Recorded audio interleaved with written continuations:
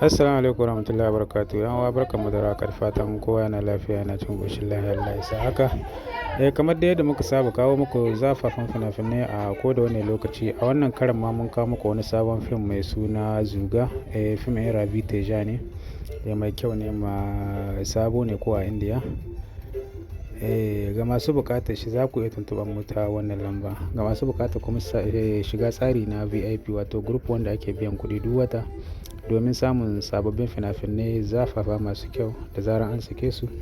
So kuma za ku iya tuntuɓar mu ta wannan lamba ta mu sai muku ƙarin bayani yadda ake biya da yadda za ku tura kuɗaɗen ku a saka ku a cikin group wanda za ku rika samun sababbin fina-finai da zarar an sake su masu kyau ingantattu.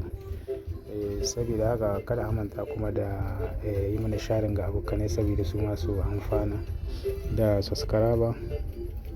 Mun gode da kasance da mu a koda wani lokaci. Lallai kar ku bari a baku labari. Ga masu bukata ku tuntuɓe mu ta wannan lamba ta Telegram ko ta WhatsApp. Za ku same mu a duk lokacin da kuka tuntuɓe mu insha Allah.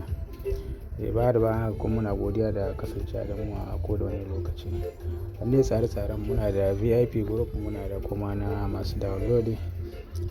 Saboda haka sai ku samu ku garzayo domin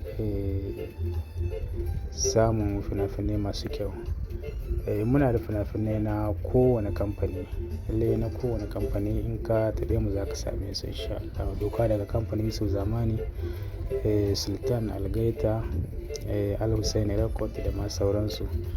Da sauran fina-finai na seri masu dogon zango kenan, wanda kowane sati ana sakin ci gabansu.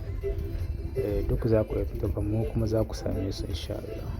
Kar ku bari a baku labari. Mun gode.